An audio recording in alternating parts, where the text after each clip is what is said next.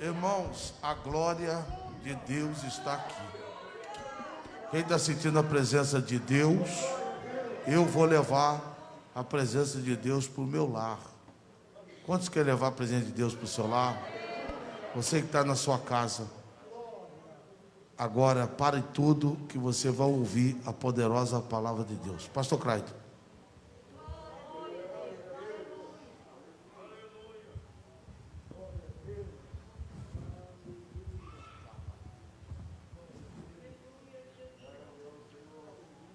Saúdo esta amada igreja com a paz do Senhor.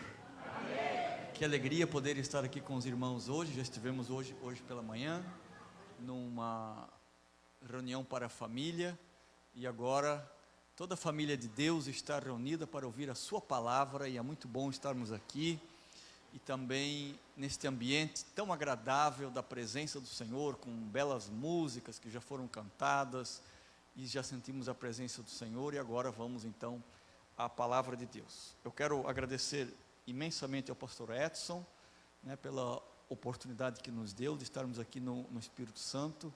Nos convidou e nos tratou muito bem, sentimos-nos muito honrados aqui com o cuidado que ele teve para com a gente. Obrigado, pastor. O senhor é um grande homem de Deus, já falei isso a ele. Deus está usando ele aqui no estado para abrir escolas, e várias igrejas. Estivemos em São Mateus, em Aracruz, Cariacica, Campo Grande. Me desculpe que eu não sei falar bem os nomes aqui, lá no sul é mais fácil, é Varros, é Schmidt, Schultz, mas aqui já é outra coisa, Também a irmã Márcia, o Ramon com a Letícia, já conversamos bastante hoje, gostei muito da conversa dele, um moço muito crente, e o pastor Paulo também, todos os obreiros, as irmãs. É um prazer muito grande poder estar aqui com esta igreja, que já estamos amando estes irmãos aqui, porque nos tratam tão bem. Ficamos até constrangidos pelo amor que os irmãos têm para conosco. Nós estamos aqui, como já falei, para conversar com alguns líderes, presidentes das igrejas e diretoria das igrejas, sobre abertura de colégios. E nós somos em algumas igrejas que têm interesse em abrir colégios evangélicos ligados à Assembleia de Deus. A Assembleia de Deus no Brasil criou uma rede de ensino chamada Rede Assembleiana de Ensino, que visa tanto reunir as escolas de ensino fundamental, básico do Brasil, como também fomentar ou incentivar as igrejas que têm desejo a abrirem as suas próprias escolas. Então, a Rede Assembleiana de Ensino, eu faço parte do conselho da rede. O pastor Douglas é o presidente desta rede. Obrigado, irmão. Pastor Douglas, que é também o presidente do SEC, e nós estamos aqui no estado, convidado pelo pastor Edson, mas sob a tutela tanto da convenção geral, o pastor José Wellington, como também do pastor Douglas, que é o presidente do SEC, e também da RAI. Então, já fomos, como falei, em Aracruz, São Mateus e aqui próximo. E são igrejas, então, que já estão interessadas em abrir os seus colégios, e a RAI dá toda a assessoria necessária com a orientação quanto a documentos e caminhos e como fazer para que as igrejas abram as suas escolas. E a RAI, claro, faz isso de maneira gratuita, Nós não estamos visando dinheiro com isso. Nós queremos que as nossas igrejas elas tenham seus colégios evangélicos. Às vezes a gente sabe que os pais ficam preocupados com os seus filhos, às vezes tem que mandar para a igreja adventista, para escolas adventistas, outros mandam para escolas públicas. Tem escolas públicas boas, Graças a Deus, quando a gente acha uma escola pública boa, mas também tem escolas públicas que não são boas. e aí os pais ficam preocupados, né, com a educação dos seus filhos, e nós queremos que os nossos filhos, nossas crianças tenham a melhor educação, e nada melhor do que nós mesmos promovermos essa educação aos nossos filhos, e também permitir que pessoas não crentes venham para Jesus através da educação que nós vamos dar aos filhos deles. Então é um propósito muito interessante, e nós pedimos orações à igreja, aos irmãos, né? O pastor Edson sabe que é um trabalho difícil, né?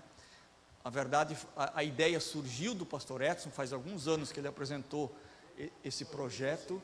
Em 2016 ele apresentou o projeto à convenção geral, né? Então houve várias reuniões, várias conversas e comitês e discussões, e agora então está tomando forma, né? Mas o mentor intelectual foi o pastor Edson, e nós somos muito gratos a Deus pela vida do pastor Edson e também do pastor Douglas, que depois abraçou a causa, né, e levou adiante.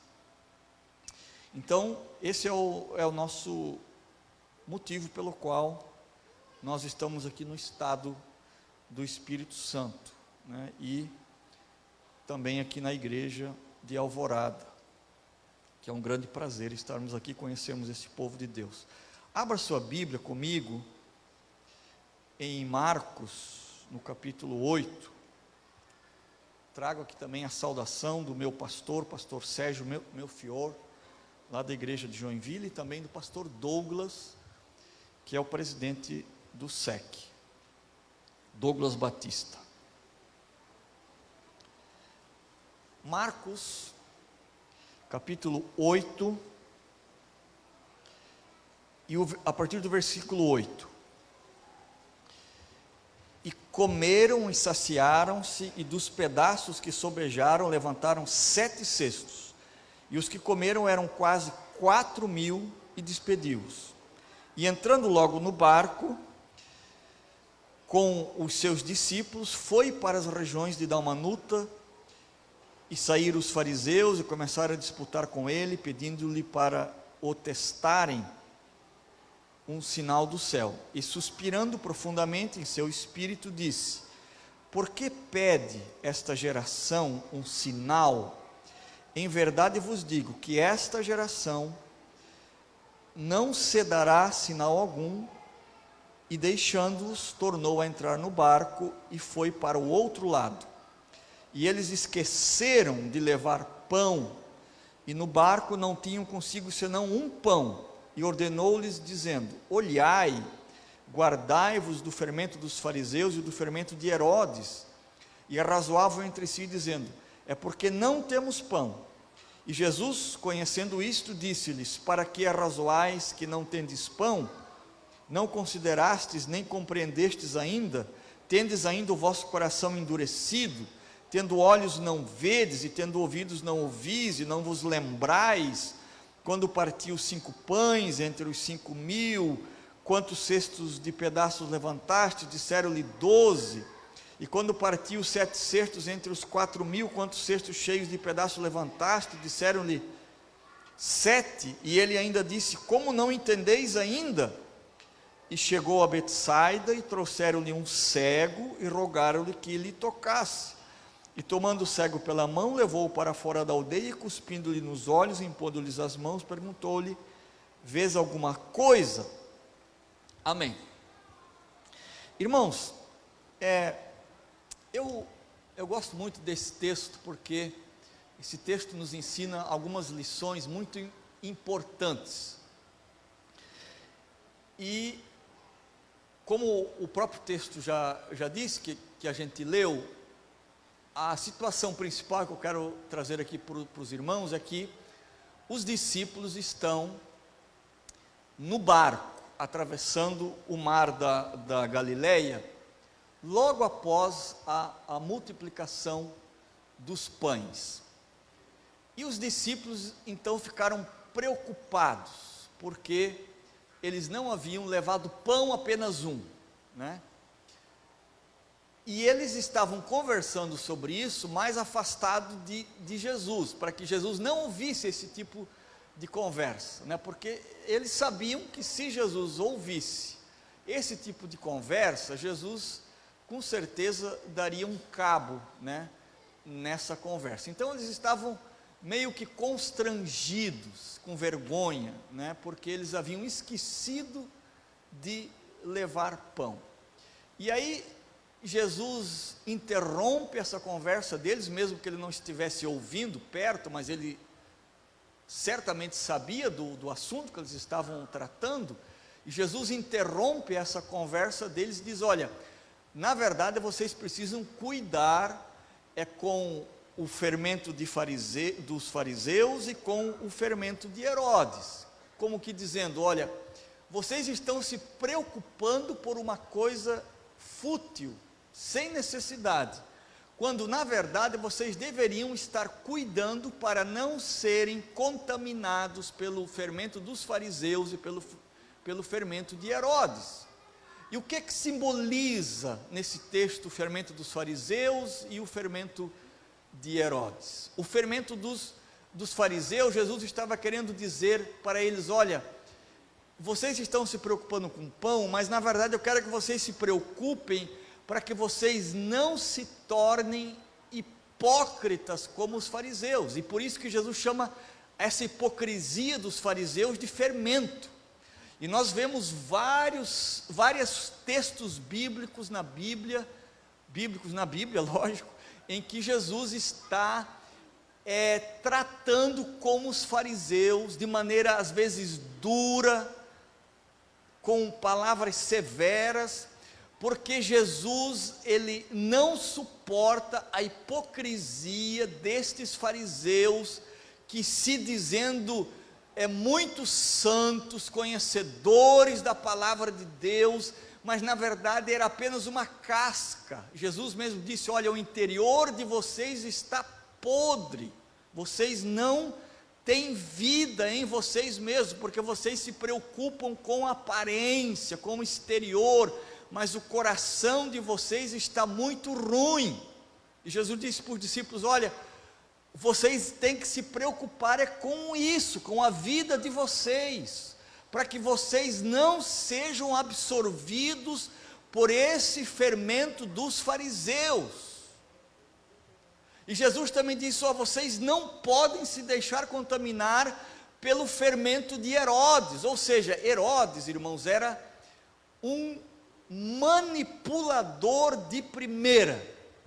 Ele manipulava as pessoas e conseguia fazer o que ele quisesse com os outros.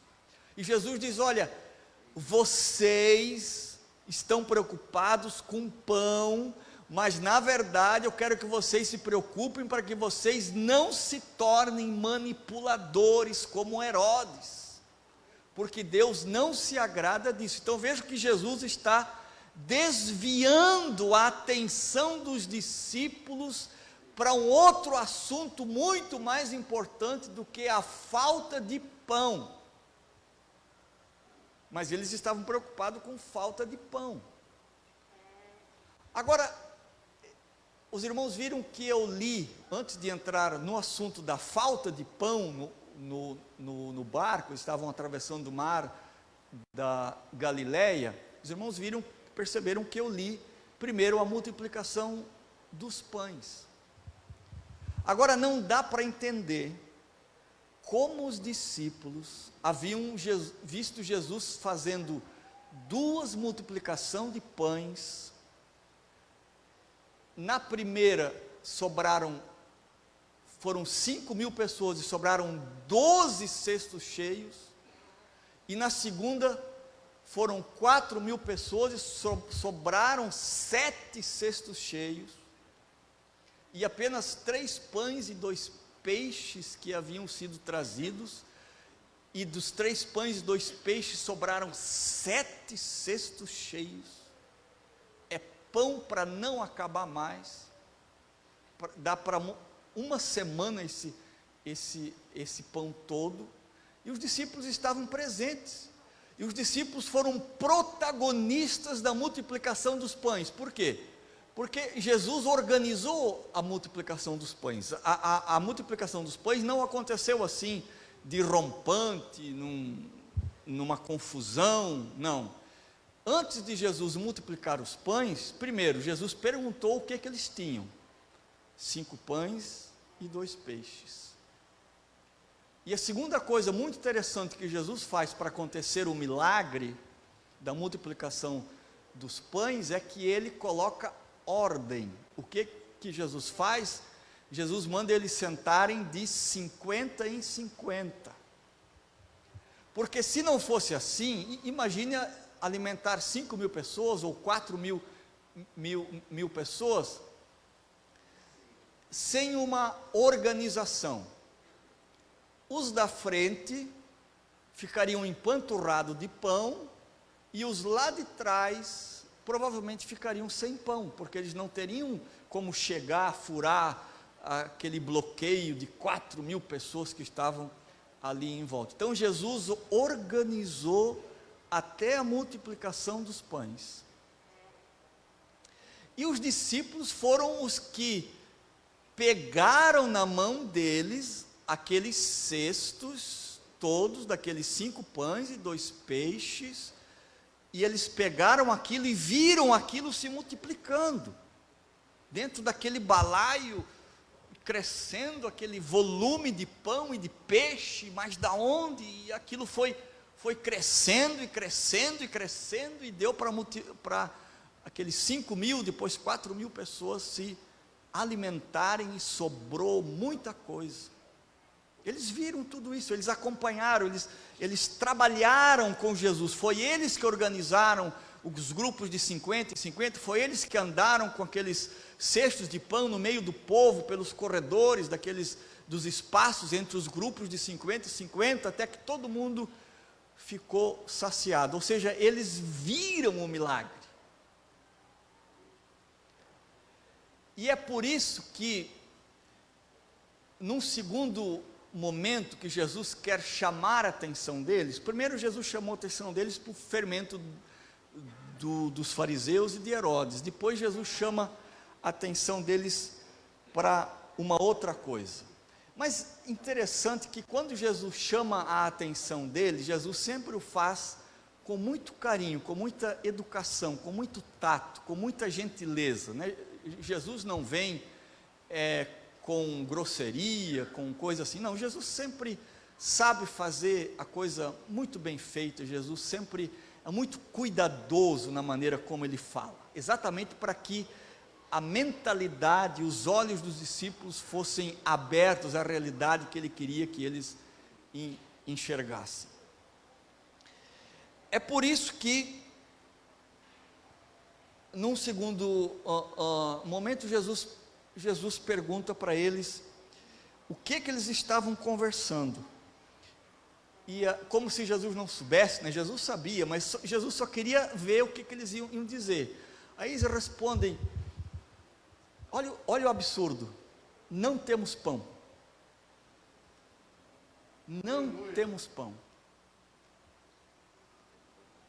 E eles preocupados porque não tinham pão. É um absurdo, por quê? Primeiro porque haviam sobrado 7 cestos e eles não se lembraram de levar para a viagem. Mas o segundo absurdo maior é porque eles estavam preocupados com a falta de pão no mesmo dia que eles tinham visto Jesus multiplicar pães e peixes para 4.000 pessoas. Não tem lógica um negócio desse. Não tem lógica. Mas eu fico pensando que muitas das vezes eu ajo assim, nós agimos assim. Quantos milagres que nós já vimos? Pastor Edson me falou que a irmã foi curada de câncer, né? Quantos outros milagres que nós já vimos na nossa vida? Milagres tão grandes quanto a cura de câncer, quanto milagres pequenos, a graça diária de cada dia. Quanta graça, quanto milagre, que nós até poderíamos chamar de milagrezinho diário, Deus já fez na minha e na tua vida. Quem é que nunca foi alvo de um milagre da parte de Deus? Alguém foi? Alguém nunca foi?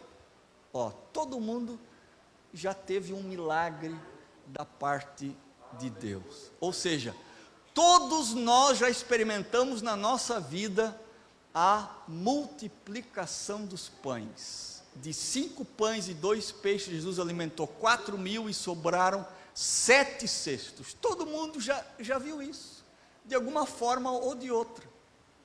Não literalmente, como está dito nesse texto, mas todos nós já experimentamos milagres de Deus na nossa vida. E aí, muitas das vezes, quando nós estamos atravessando o mar da Galileia, de barco, a fome nem tinha chegado ainda, eles ainda não estavam com fome, mas eles já estavam discutindo porque não tinham pão, apenas um, para todos os discípulos. Mas eles já estavam preocupados com um negócio que nem tinha acontecido ainda, eles nem estavam com fome ainda. Estavam preocupados porque eles não tinham trazido pão. E a gente faz a mesma coisa. A gente acha, eu acho um absurdo o que os discípulos fizeram, mas eu pratico esse mesmo absurdo muitas vezes. Nós praticamos esse mesmo absurdo muitas vezes. Nós vimos os milagres, nós conhecemos Jesus, nós andamos com Ele, Ele já nos trouxe muitas bênçãos, Ele já fez coisas extraordinárias por nós, e nós ficamos preocupados, nem estamos com fome ainda, mas estamos preocupados porque não temos pão.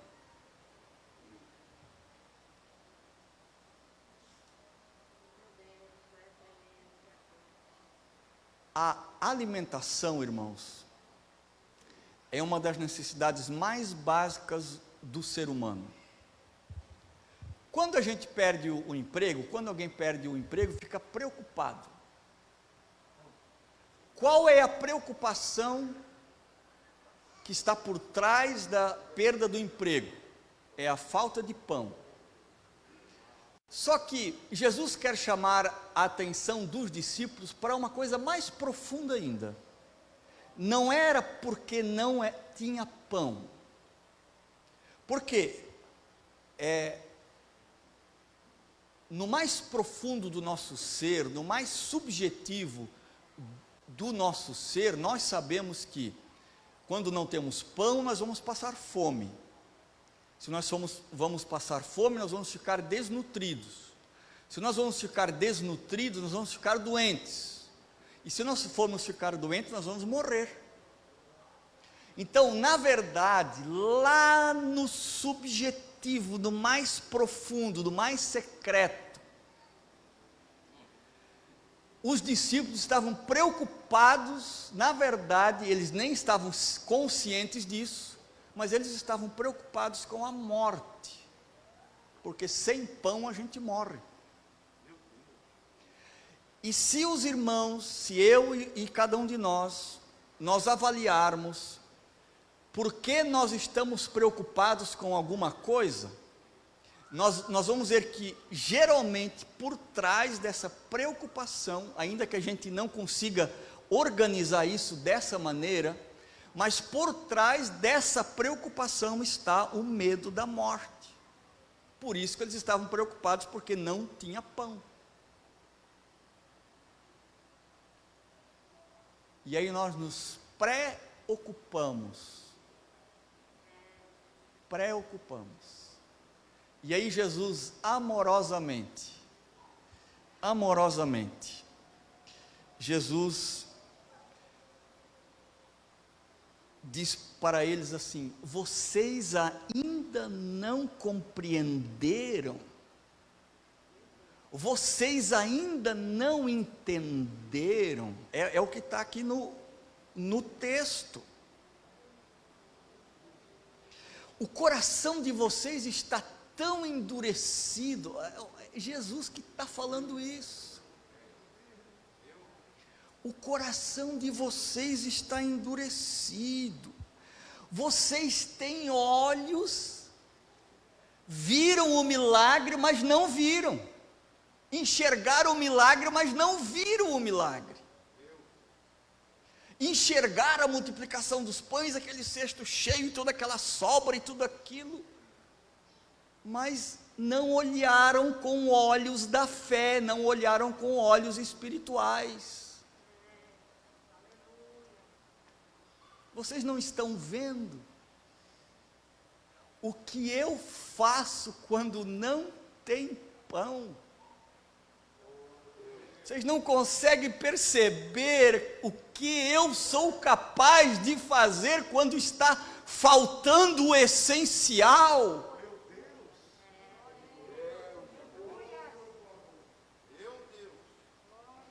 Mas tem algo mais ainda. Jesus está querendo dizer para eles o seguinte: vocês não têm pão. Ok. Mas vocês não precisam se preocupar quando vocês não têm pão, mas eu estou no barco. Eu estou no barco. Para que vocês se preocupam se eu estou no barco? Vocês não conseguem entender, vocês não compreendem que eu estou no barco com vocês. Eu estou presente com vocês. Vocês até ficaram um pouquinho afastados de mim no barco, murmurando que não tinha pão. E olha o que a murmuração faz com a gente. A gente não consegue murmurar perto de Jesus e reclamar da vida perto de Jesus. Eles tiveram que se afastar um pouquinho, para Jesus não ouvir a conversa idiota e tola deles. Mas Jesus diz para ti nesta noite, meu querido irmão, minha querida irmã: não tem pão na tua casa. Você está enfrentando problemas na sua família. Você perdeu o emprego, a pandemia não está fácil para ninguém. Mas Jesus diz para ti: eu estou presente. Não se preocupe com absolutamente nada, porque eu estou presente. Abra os teus olhos espirituais, Jesus diz. Passem a enxergar a vida como eu quero que vocês enxerguem.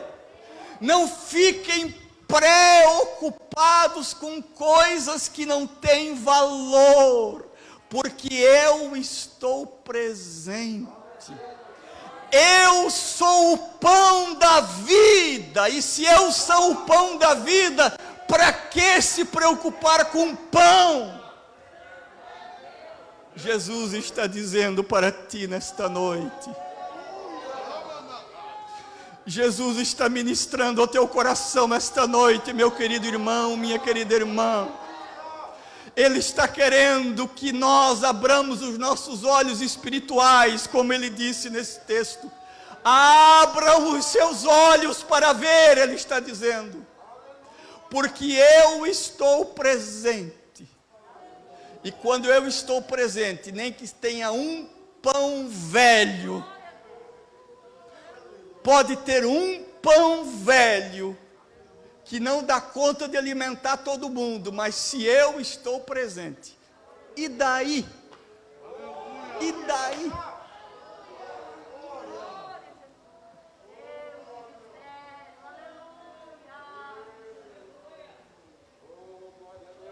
O evangelista Marcos, que nós lemos aqui, ele foi muito sensível aqui, para um negócio que Jesus fez.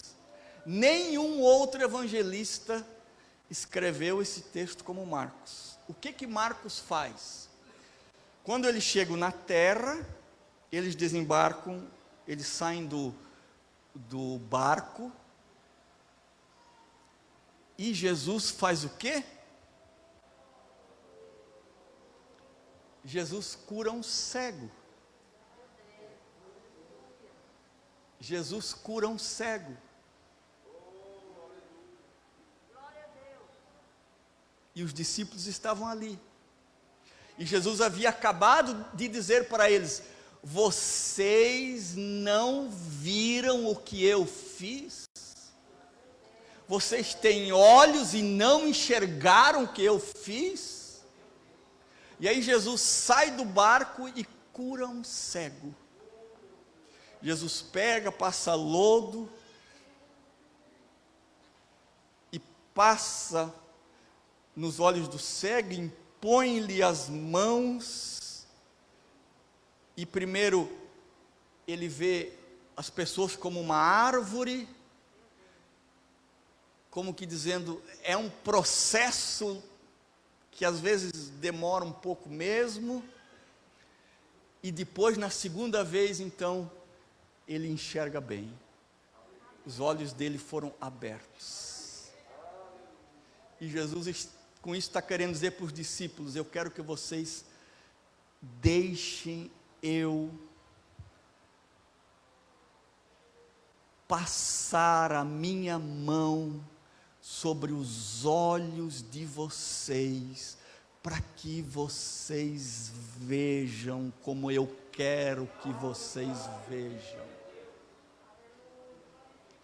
Eu quero que vocês vejam que quando as coisas não estão fáceis na família, eu quero que vocês vejam que eu estou presente nesse barco. Eu quero que vocês vejam que quando as coisas não estão bem lá na empresa, quer eu seja empresário, quer eu seja trabalhador naquela empresa, quando as coisas não estão bem, não estão fáceis naquela empresa, eu estou presente.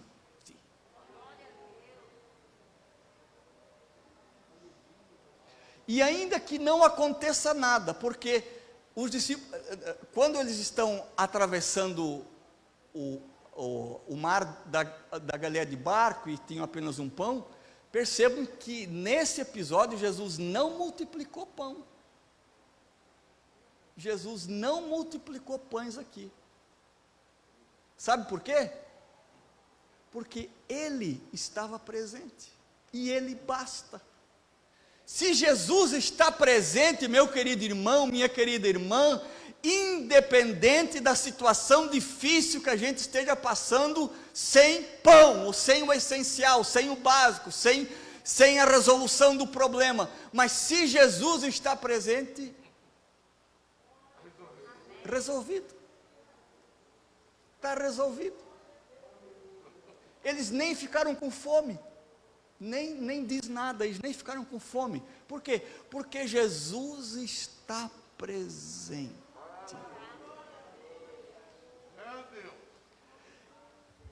E Jesus não está nos desafiando hoje à noite para nós pedirmos que Ele esteja presente. Não, Ele já está presente. O nosso problema é outro. O nosso problema é termos olhos espirituais abertos para enxergar que Ele está presente.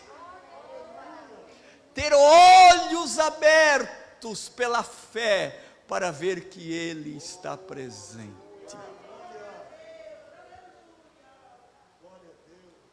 E onde Ele está presente,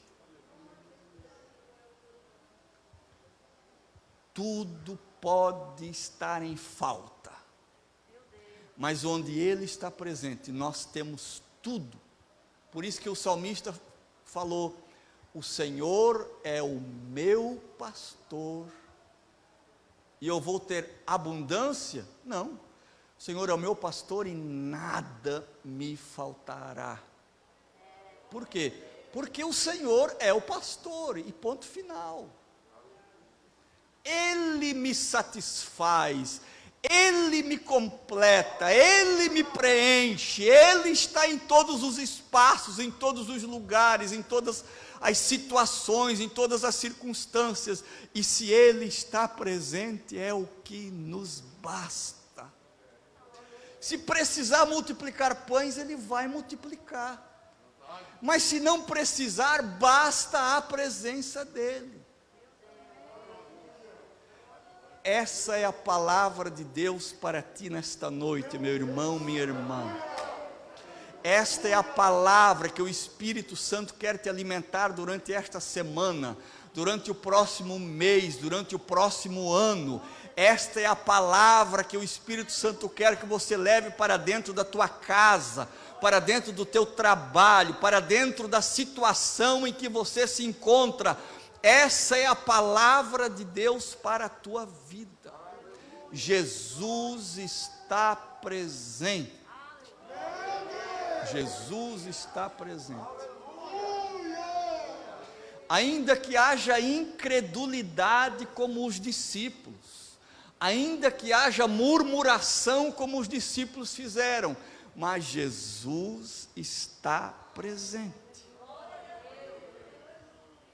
E se os olhos estiverem abertos, não precisa murmurar, não precisa falar, não precisa se desesperar, não precisa se preocupar, porque Jesus está presente. Simples assim. Só que a gente tem dificuldades, como os próprios discípulos tiveram. Nós temos dificuldades para ter os nossos olhos abertos, e por isso que Jesus disse: vocês precisam ver. E por isso Mateus fez o milagre do cego logo depois de Jesus ter dito isso, porque este mesmo milagre que Jesus fez no cego, Ele fez nos discípulos. Se os irmãos lerem lá em Lucas capítulo 24, os irmãos vão ver que quando Jesus entra na casa em Emaús, e Ele reparte o pão, a Bíblia diz que os olhos dos discípulos foram abertos e viram que era Jesus. Milagre. E esse milagre está disponível para mim e para você. E a pergunta que o Espírito Santo faz para nós hoje: você quer ter os teus olhos espirituais abertos para enxergar Jesus? A pergunta inteligente é sim. E eu sei que todo mundo aqui quer ter a resposta a esta pergunta. Posso orar, pastor?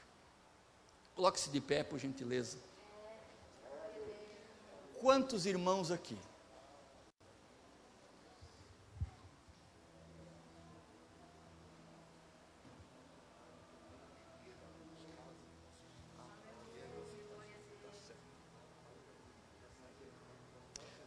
Eu quero primeiro perguntar aqui se tem alguém que não conhece Jesus e quer levar Jesus para casa, ou que está afastado da igreja, dos caminhos do Senhor, e quer levar Jesus para casa, quer levar Jesus junto, e não só levar junto, mas enxergar que Jesus está junto. Quem quer? Levante a sua mão. Quem quer levar Jesus para casa? Tem alguém? Se tiver, venha na frente, nós vamos orar. Se você está assistindo pelo Facebook a nossa live, lá na sua casa, você quer aceitar a Jesus, dobra o seu joelho ali na sua casa, e Jesus estará entrando na tua casa. A segunda pergunta que eu quero fazer, tanto para você que está nos assistindo, quanto para os irmãos que estão aqui: quantos aqui querem enxergar Jesus a partir de hoje? Venham na frente. Venha na frente. Nós vamos orar por você. Quantos querem enxergar Jesus? Quantos querem ver Jesus? Ele já está presente. Ele já está ali. Ele já está aqui. Ele está em todos os lugares, Ele está no teu barco, Jesus está presente no teu barco, mas Ele quer que você o veja, que você perceba, que você enxergue, que Ele é Senhor sobre todas as coisas, Ele tem poder para multiplicar pães, Ele tem poder para fazer qualquer coisa, mas Ele tem o poder maior de todos, que é estar presente na tua necessidade. E é isso que Jesus quer que a gente enxergue. Por isso nós vamos orar, para que os nossos olhos espirituais sejam abertos. Senhor Jesus, nós queremos Te agradecer nesta noite, pela Tua palavra, e pela compreensão da Tua palavra que Tu trouxeste sobre esta igreja nesta noite, e sobre as pessoas que Tu despertastes, para a necessidade que tem de Te enxergar presente no problema. Por isso eu peço, abre os olhos de cada um dos nossos irmãos esta noite, abra os olhos espirituais, os olhos da fé, para que vejam que Tu estás presente no barco, que Tu navegas conosco, por mais difícil que seja, ainda que seja num mar bravio, mas Tu estás presente conosco. Abre os olhos para que eles vejam o Senhor na casa, no problema, no trabalho, onde quer que seja, Senhor.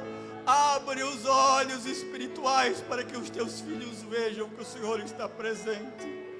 Ajuda os Teus filhos, Senhor, para que tenham força para superar as dificuldades. Em nome de Jesus, Pai, nós oramos. Em nome de Jesus, Pai, nós pedimos e suplicamos pelos Teus filhos. Realiza agora o milagre que Tu fizeste com o cego, quando Tu tocaste os olhos e abriste os seus olhos para enxergar a realidade. Assim nós Te agradecemos, Pai, no nome de Jesus, no nome de Jesus.